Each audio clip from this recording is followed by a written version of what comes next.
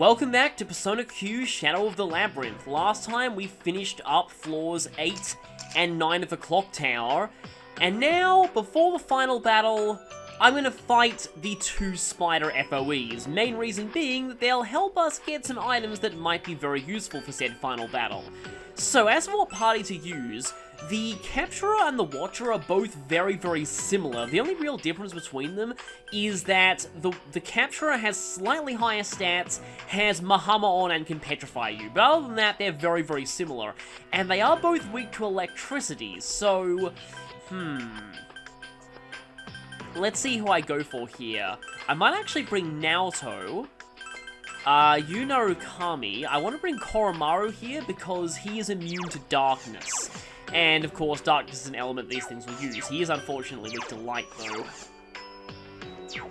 And Yuna Ukami is also immune to darkness. I haven't really used Chie in a lot of major fights lately, I feel, so I kind of want to give her some attention here.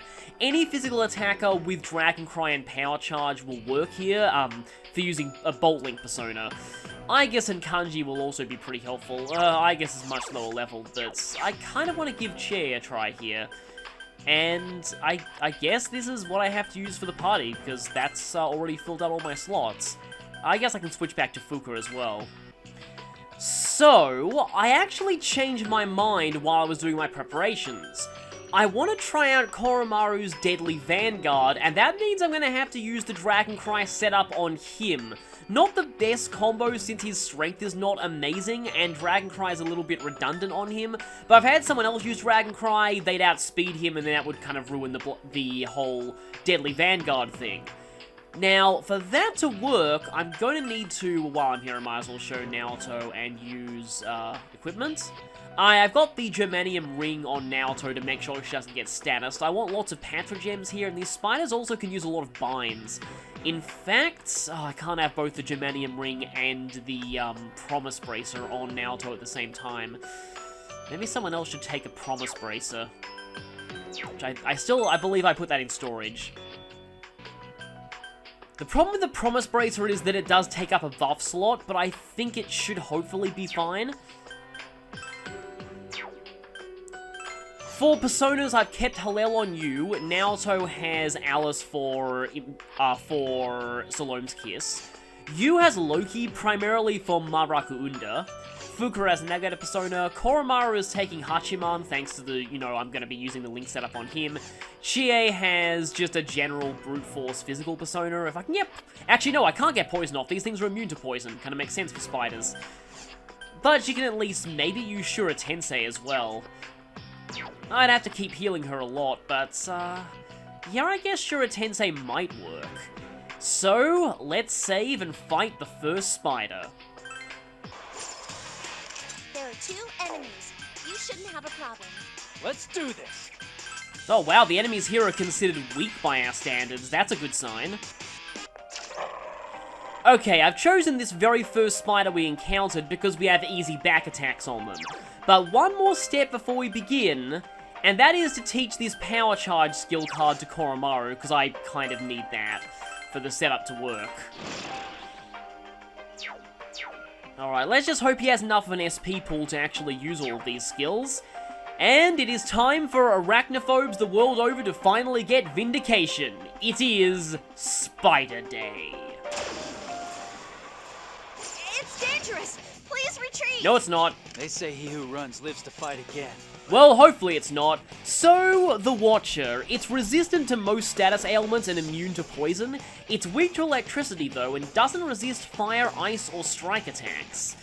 Other than that, it mainly uses elemental attacks, Torrent Shot, which is a bit annoying because it can get rid of your boost easily, Negadola. Mamudoon's the most dangerous thing that it has. It can also bind you. So, let's see how we approach this. Obviously, we're beginning with Debilitate. We're going to go for a setup turn first. So, Debilitate, Chie will... Mind's Eye is a bit too expensive. Let's, she could actually start off by going for a Shura Tensei, actually. Koromaru will go straight for the Dragon Cry. Naoto will go for, I think she'll try and Salome's Kiss. I don't know how effective that'll be. And you'll go for Maruka Window or Holy Blessing? I'll go for Holy Blessing first. I can always set up Maruka Window later. So, as always, Debilitate is extremely useful against FOEs. It's basically the prime FOE slaying move. I don't think it's an exclusive move in Q2, although I believe Akechi still gets. I got all 3 of them? Okay, that's insanely lucky considering how resistant this thing is to ailments. Okay, right. All 3 binds on it is ridiculous. So, now that I've got that set up, we're still technically in the setup phase here. I guess I could have you go for a Frostlink, because I think you're the next fastest after Koromaru. I think you're literally 1 speed below Koromaru, actually. Now, I've got to remember that Chie is currently in Shura Tensei, so I need to make sure that she gets healed pretty much constantly. You're going to go for Power Charge. Let's see. Okay, yeah, that'll take up your 3rd and final buff slot. Naoto, doesn't really matter what Naoto does here. I guess I could have her Mind Charge if I really wanted to, but she wouldn't have enough SP to actually follow that up with an attack, so she'll just use a basic move. And you're going to Maruka Unda just to stack those debuffs on it. Hello! This will not be one of the last times we're hearing this song, but it's a decent song. I admit it's a little overused, but I still quite like it. Yeah, I kind of prefer Loki's new design to his old design as well. Okay, that crit with Shura Tensei, that's going to hurt a lot. Yeah, notice how much more damage the crits are doing than the regular attacks? That's due to, I think, all those multipliers stacking with Chie's booster criticals. Yeah, I knew that one of your things would wear off, but the agility bite ensures you're going last. So I think now's about time to start with that Deadly Vanguard combination of Link skills on Koromaru here, so let's just basically have everyone else attack. I've got to make sure they don't use Link skills, because otherwise, yeah, also got to make sure that I heal Chie. Otherwise, yeah, she's going to be going down to, taking too much Shura Tensei damage. This means I won't be making the maximum use of this Link, unfortunately, if I do heal Chie. I guess you're going to have to attack, and Yu's going to be the one to have to use the healing, because he has Media Rahan. Okay, well, I was about to say please don't miss, but, you know, if it missed, then it wouldn't have missed anyway, because this thing is agility bound. Okay, yeah, this thing should... Oh, right, it happens after every attack. Whoops, forgot about that. But the Links are still hitting incredibly hard. This is just Dragon Cry plus Power Charge, it's not even Shura Tensei or All Gear mode. Wow, Link setups are insane. Unfortunately, Chie's... I knew you died to that. So, Shura Tensei on Chie, not really necessary, considering how powerful Koromaru's combination is. Even on someone with not the best strength stat, that Link plus Power Charge plus Futsunushi, apparently? The Ultimate Magician Arcana... The Ultimate Chariot Arcana Persona, who became Ultimate Magician in P5. We owe this to your sound tactics. But yeah... Apparently just Power Charge plus Dragon Cry is enough to make Links do absurd damage. Anyway, I don't need that. I mean, I might need that for the next spider, but... Anyway, we get the Compound Eye for that, and I need to revive Chie. I might as well head back to base and heal. Because the Compound Eye is, I believe, what we need to create the ultimate armor for every character. All we need is that, plus the Adama Steel, which we got out of the Power of the Wildcard request. I'll be doing a tiny bit of grinding before the final boss, and that should probably give me enough money for all the ultimate armors that I need. I will want to transfer everyone's over to New Game Plus eventually, since I've realized now that I... pretty much will need to do a New Game Plus to unlock the final request. Yep, that is the ultimate armors for every character. But they're insanely expensive. So yeah, I'm gonna have to grind power spots a lot to be able to afford those. I still love how Yu's ultimate armor is called King Collar. Okay then, I'm just thinking about what to do. Looks like they all cost, no, they don't all cost the exact same amount. I'm just thinking whether or not I actually go for Heat Riser on Koromaru next time. Because I didn't even need Holy Blessing there. So for this next one, I might want to buy a few more Homunculi just in case we get hit with Hammer on. 4 should be plenty. Because I will be having a brief run-in with the Reaper later on in this part. I'll be fighting the Reaper for real in the post-game, because there's actually a request to beat the Reaper there. I actually think starting from the entrance will get us to where we need to go fastest. Because there's a very specific spider I have in mind for this one.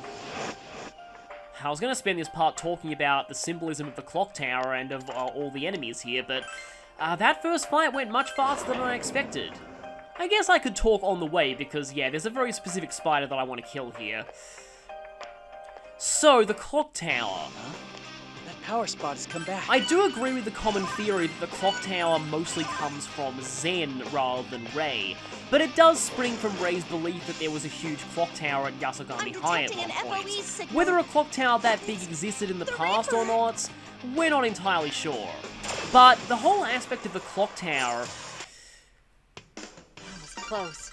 We need to be more careful. I hope I can contribute even more now.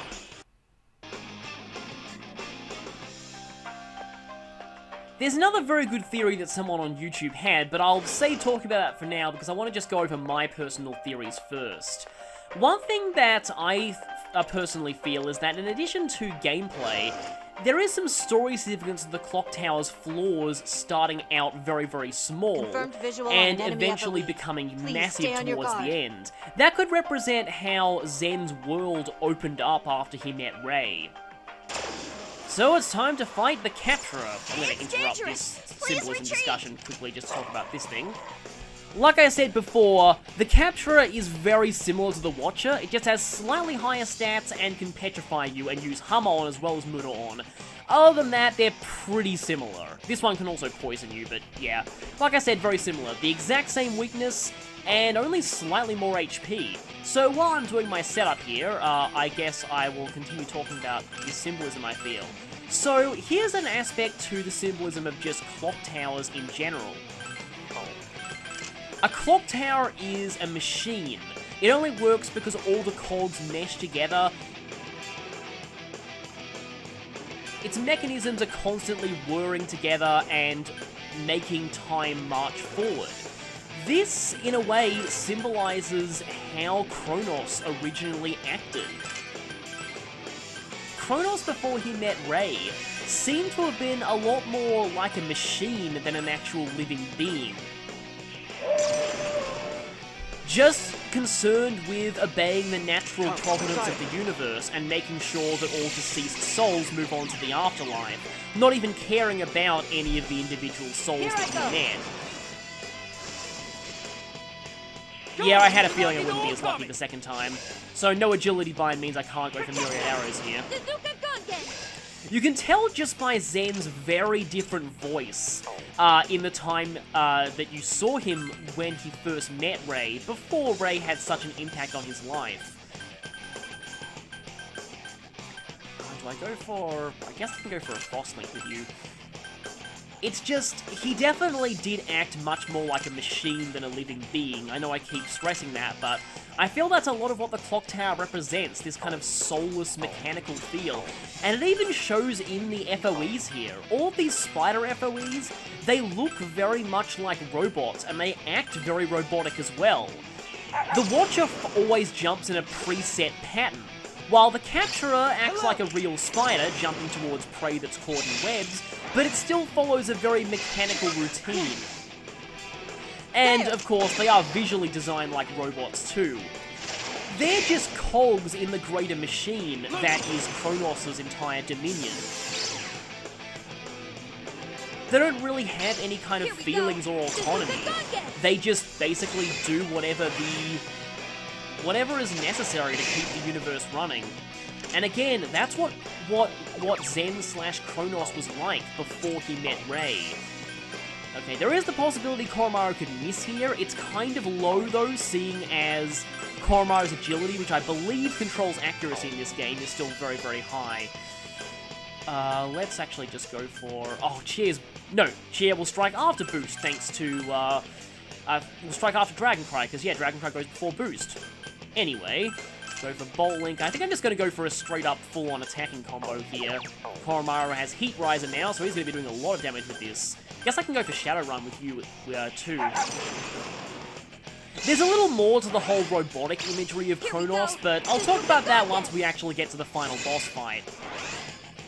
No sleep, unfortunately, there. Wow, Link's hit really hard when backed up by all these skills. I've already talked about the... oh boy, that's probably bad. And that's one homunculus down. But yeah, I've already talked about the whole time/death connection, which is a very common theme from classical literature.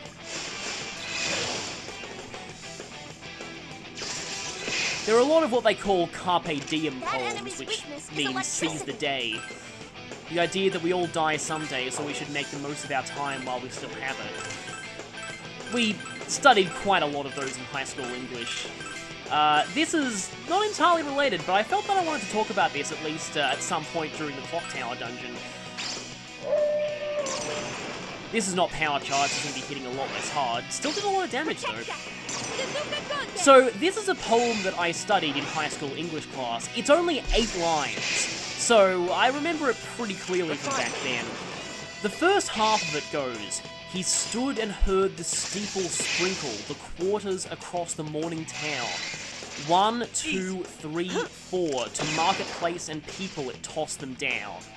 So, what image do you think of when you hear that half of the poem? Most people would say a bustling city street, just people in the marketplace going by their daily lives, nothing particularly sinister going on there. And all of the buffs are gone, unfortunately. But it's extremely close to being dead, so this should almost be over. So yeah, that's the first half of the poem. This is the second half of the poem. "Strapped, noosed, and nighing his hour, he stood and counted them and cursed his luck. And then the clock collected in the tower its strength and struck." So, yeah, that poem is actually about someone in the last moments of their life about to be hanged.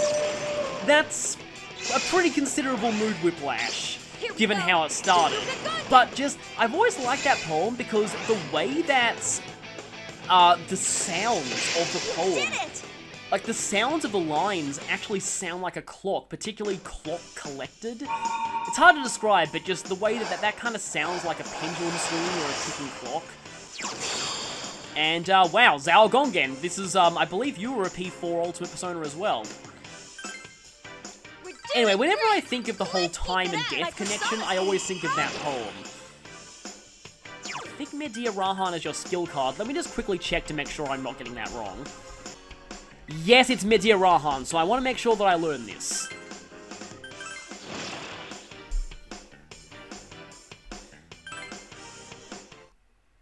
But yes, Kronos having control over time and death makes a lot of sense when you look at mythological symbolism. So, the entire reason I killed that specific spider was because I wanted to explore this area down here. Unnecessary for 100% map completion, but come on, we can't leave these tiles unstepped on. So, that's both of the Clock Tower FOEs defeated, and made look pretty easy thanks to Dragon Cry combined with Power Charge and Link skills. Yeah, Links start getting incredibly powerful when you stack a lot of buffs on them. Might as well heal, even though I don't really need to heal all that much. I might change my party for the Reaper, though, because the Reaper, I want to just quickly just destroy him with a myriad arrows set up. But we can at least turn in the thread here.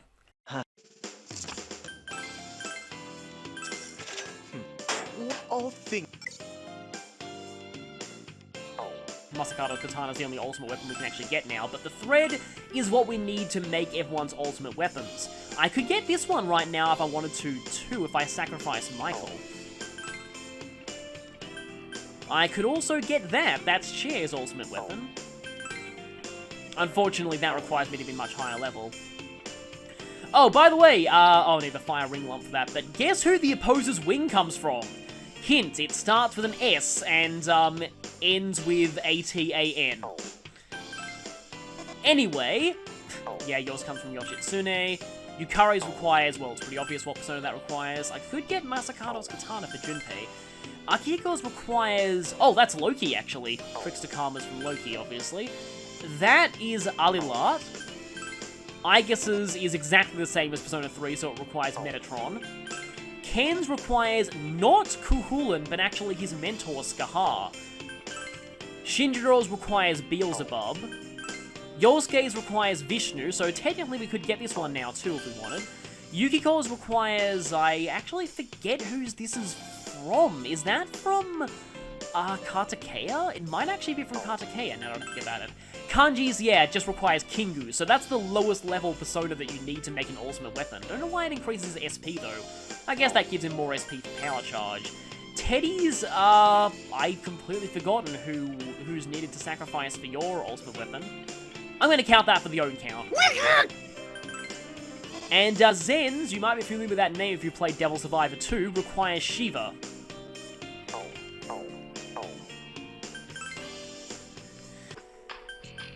Okay, derpy-derp. I promised to use Margaret for these fights, and I forgot to for the two Spiderses. So now I'm going to be going with Margaret, just briefly, you know, for the Reaper fight. Anyway, this is the party that I've gone with. Shinjiro is mainly there to debuff. Teddy is there just for the lols, and Yu Narukami is there for Heat Riser. So... okay, where do I want to beat the Reaper? How about that one room on the 8th floor that always gave me trouble? Yeah, how about that one? Now, I'm pretty sure it's impossible to get preemptive strikes on the Reaper. So, we're gonna have to endure... we're not gonna get a free turn to set up our buffs and debuffs this time. Also, I am gonna need Shura Tensei on Dogear mode for this, because the Reaper's defense, I think, is quite a bit higher than the Spiders' are. Okay, yeah, technically speaking, the Reaper is close, but... yeah, let's go for that one point where, he gave me the most trouble. Yeah, I think there's technically, like, four of him on this floor. Okay, here we go. Careful! The Reaper is closing in on you. And I don't care. Just need to make sure that he doesn't get a preemptive strike on me. Let's go.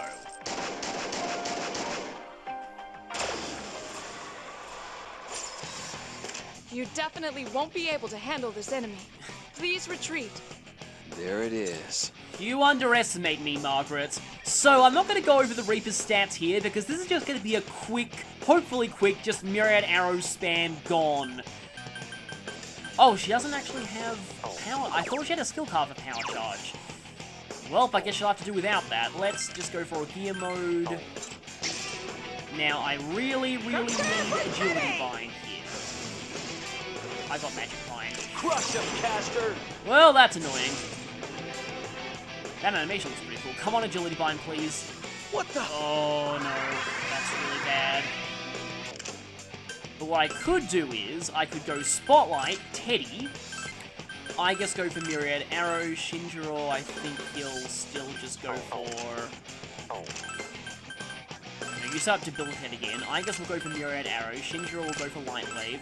Teddy will go for a Salome's Kiss, thanks to Spotlight. Hopefully, Teddy actually gets Agility Bind off of this Salome's Kiss, because this is my last chance. If I fail this, I might have to just use a Vanish Ball. Yes, great! That was perfect. Still not nearly as much damage as I was hoping for, Impossible to though. continue fighting. Retreating. I may have to use a Soma here, because I really want the SP to do, well, everything I need to do. So, yeah, gonna have to go for one of my Somas here. And that was a complete bust. So, I could talk a little bit more about the symbolism. I originally thought the spiders could be symbolic of the myth of Ariadne. Ariadne gave, I believe it was Theseus, a thread that allowed him to navigate the Minotaur's labyrinth. It is And, you know, this is a game all about labyrinths, and the Persona 3 party have a lot of symbolism to do with Greek mythology, so that makes a lot of sense to have that referenced. The problem was, I was mistaking Ariadne for Arachne. Arachne was a figure from Greek mythology who was a weaver, and she made Athena jealous, and Athena turned her into a spider, because Greek gods are jerks. And in times when you really need to get certain skills off. Spiderweb. Yeah, this is incredibly dangerous. Don't you? Thank you. In fact, I'm pretty sure Ikas is immune to that because she's in all gear mode, which counts as status ailment. He just got that off before I could Leader appears to be asleep. I hope he doesn't get hit by an enemy. Well, that's really frustrating. That means I don't have Debilitate or Heat Riser on Igas. Well, I hope this is still decent enough. Persona! Especially since it means we're gonna die to this. Still pretty solid damage, but not as much as I Retreating. hoped. Uh-oh. Oh, that's gonna be painful. Too soft. So, yeah. The whole Power Charge, Myriad Arrows, Agility Bind strategy, the Reaper uses that against you, so clearly the developers were actually aware of how powerful it was. Are the rest of you able to handle this? Okay, I still have my, what's it called, the Sacrificial Idol on Gary Stu, so that will revive him with full HP when he goes down. This is kind of a bad situation to be in, though. Let's recalm you, and let's, Revival Bead or even Balm of Light. No, I'll save the Revival Bead. Let's Revival Bead, Geshinro. At least the Reaper is still bound.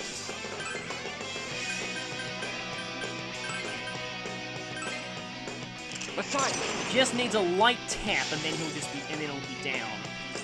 Maybe Dollar. Sorry. Uh-oh, that's not good. I think he actually does spam Negadolon when he's on low health like this. Please don't wear off agility, thank you. Vice Leader has been incapacitated. This isn't good. Right, well, I can recalm someone, I guess. I'm really tempted to just have Teddy claim the experience for this. Oh, you are so close to being down. I don't think I have enough time to go for another gear mode, though. I'm just going to go straight for Myriad Arrows again. I'm counting on you, Messiah. I don't know if this will do enough, we'll see. But at least your agility is bound. The battle has ended. Yep, that was enough. Didn't quite reap the, no pun intended, get the experience with everyone, but at least Teddy survived to see the end. And this gives us... Skaha! Okay, I have the item I need for Ken's ultimate weapon now. Exiting battle mode. So, decent enough experience and everyone. Death's Order, that was what I really needed.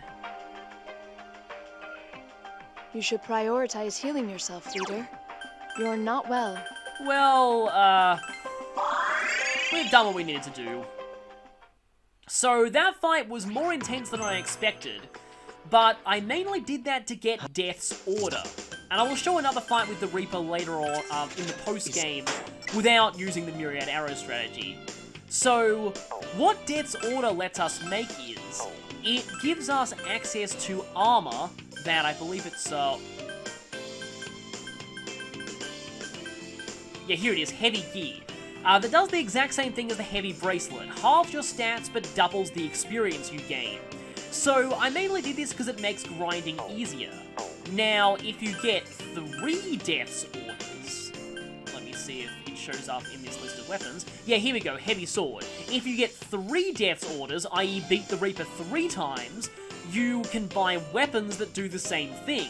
This makes grinding incredibly fast, but why would you really need to grind if you're strong enough to beat the Reaper 3 times? Yeah, that's just kind of, I don't know. There are super bosses that are probably stronger than the Reaper overall, so it is not as useless as, you know, getting the Omnipotent Orb for beating the Reaper in a game where the Reaper is the strongest enemy in it, but it's still a little bit funny that beating the Reaper just lets you make a weapon that pretty much you wouldn't need. Like, beating the Reaper already proved you'll never need anything like that again. So I wanted to have access to all those armors because I want to grind a little bit before the final boss. I don't know if I'll go to 65, but at least 63 on everyone, maybe? And I might want to get to at least level 76 on Gary Stu, because that will let me make Yoshitsune. And I definitely want Yoshitsune going into the final boss, because Yoshitsune is amazing. We can get Attis now, who is a Navigator persona, which is interesting. Can I make you out of Luxmi? I can, even though it involves Hallel, who I can just buy back. Before I do anything else, though, I'll register Hallel to the compendium. So, I believe Attis is going to end up being my final Navigator persona for the playthrough. I mean, since all that's left are boss fights, I technically don't need Snake Glare anymore, but it's useful while exploring and grinding, at least.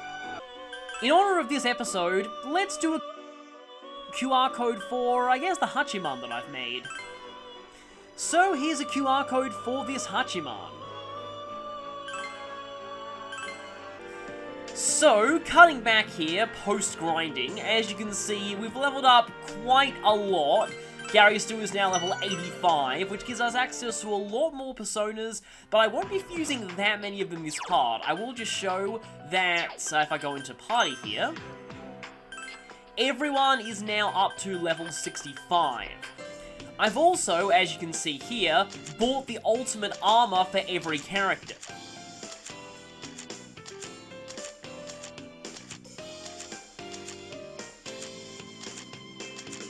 Oh, everyone except Teddy, obviously. No, I'm just kidding. Teddy gets his ultimate armor too. I'm not that mean. Here's Zen's ultimate armor, which is weirdly cheaper than everyone else's. So, there are 4 fusions that I want to do here. Just 4, even though if you look here, you'll notice that I have access to pretty much a ton of them. Metatron, Sandalphon, Mahakala, Satine, yep, see Wreck-It Ralph if you don't get that reference.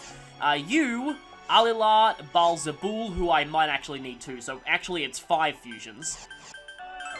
So unfortunately, I don't have a way to get both Shura Tensei and Dragon Cry onto Yoshitsune, but I can always get Shura Tensei via skill cards. So I want to go Dragon Cry, which will really stack with First Star, and he later learns Bloody Vanguard too. And then the other skills don't really matter, because with Yoshitsune, I'm going to be replacing most of his skills. His entire skill set is based around making Hustle Torby better. So, Primal Force can be useful because it ignores resistances, so it's useful against hands. And I guess Myriad Arrows just to have something to replace with other stuff later, because Hustle Torby is much, much better. I'm going to go ahead and show the full fusion animation here because, well, Yoshitsune is pretty special. Time to fuse one of the most consistently broken personas in the entire series. Well, only the Persona games. He's generally not that great in mainline Shin Megami Tensei, but in every single Persona game, Yoshitsune is brokenly overpowered. Granted, you can only get him at the very end of the game most of the time, and generally by the time you can fuse him, you're high enough level to trivialize most of the game regardless, so he's not, you know, exactly game-breaking overall, like relative to the point where you get him. Anyway, I'm going to need to buy Koryu back, because I'm going to need Koryu to make Mahakala. Now, Mahakala went from, in my opinion, one of the most forgettable ultimate personas in all existence. Like, seriously, I forgot that he was the ultimate death persona in Persona 4. That's how forgettable he was in that game. But in Q, he's actually very, very powerful. Mostly due to this skill, Dance Macabre. It's not as good as Hustle Torby, but it is pretty much the endgame equivalent to Myriad Arrows. So, and he also starts with Power Charge. And with this combination, I can get Dragon Cry and Shura Tensei on him. That's going to be really fun. I guess for the last 2 skills, I can just pass down Impure Reach and Toxic Slice. Now, I will have to sacrifice to these two in order to get their signature skills, because I really don't want to use them without their signature skills. So, here's Mahakala. Speaking of Mahakala, we're now going to be fusing a deity who in some religions is considered synonymous with Mahakala. Yes, it's a special fusion combo, and it's one that should be familiar to anyone who's played this series. Because ever since Shin Megami Tensei 1, this entity has always had the exact same fusion combination. And that is Runda plus Barong, who's an Emperor. Shouldn't take that long to reach Emperor. There you are, Barong. So, with these two fused in a normal spread, we can make Shiva. So, Shiva in this game, his actual skill set is, in my opinion, not amazing apart from this thing, Pralaya. I'm not really sure how this is pronounced. But anyway, this is a heavy physical almighty attack that has a medium chance of instant kill to all enemies. Pretty nice. The rest of his skills are all heavily based on just electric skills, learning Zeodyne, Elec Amp, and Absorb Elec. The main notable thing about Shiva, though, is that by sacrificing or extracting a skill card from him, you get the material required for Zen's ultimate weapon. I guess we can go for Shura Tensei, and then we can maybe try and stack Elec Boost and Elec Amp later.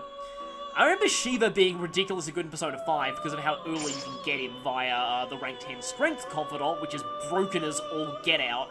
I'm kind of hoping they...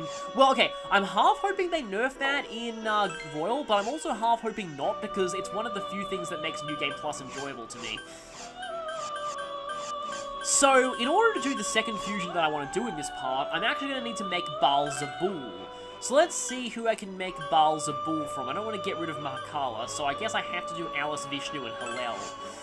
I've actually leveled up Hallel quite a lot in grinding. I've learned both Null Magic Bind and Null Strength Bind on him.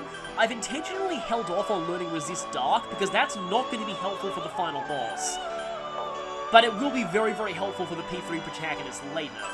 So anyway, let's see what to pass down here. I've got quite a lot of really good skills that I can pass. But Astaroth already has really great skills. I guess I'll go Null Strength Bind, Null Magic Bind, and then maybe Summer of Calm and Nadir Rahan.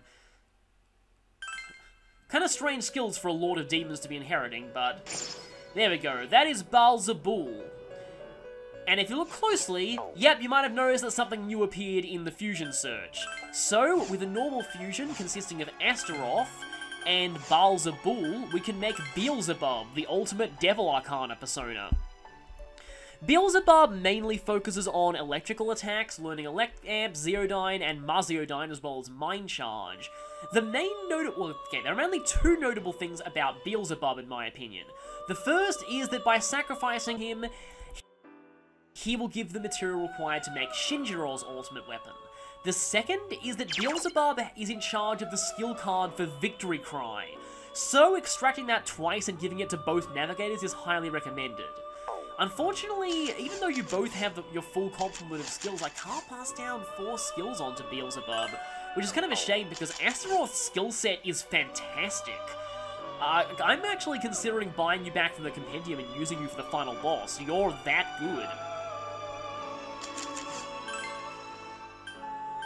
I think I can go Mamura on, Panic Circle, and then Impure Reach. I'd like to pass down the Null Binds and the healing skills, but it doesn't look like I really can. So, here is Beelzebub, Lord of the Flies. And now that we have those two personas, I'm going to immediately sacrifice both of them. I actually mainly fuse them for the ultimate weapons. And also, Shiva being Tower Arcana means Yoshitsune will get a bonus from this sacrifice. So let's go ahead and get a Hustle Tobi. And we get the Destroyer's Rage and Fly Shard. So with that, I'm going to buy a couple of personas out of the compendium for some sacrifice fodder, because we're going to need to sacrifice a bit for Mahakala as well. And there's Dance Macabre, which, yeah, gonna have to get rid of something kind of decent, and I think that's your skill card ability, but I'm gonna need to get rid of that anyway, because Dance Macabre is just so much better.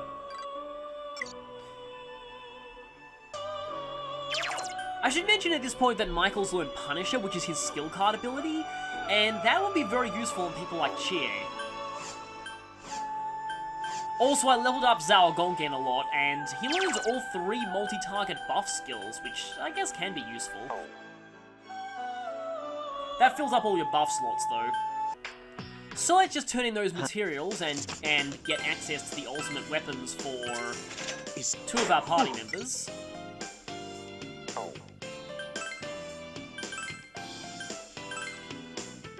Oh.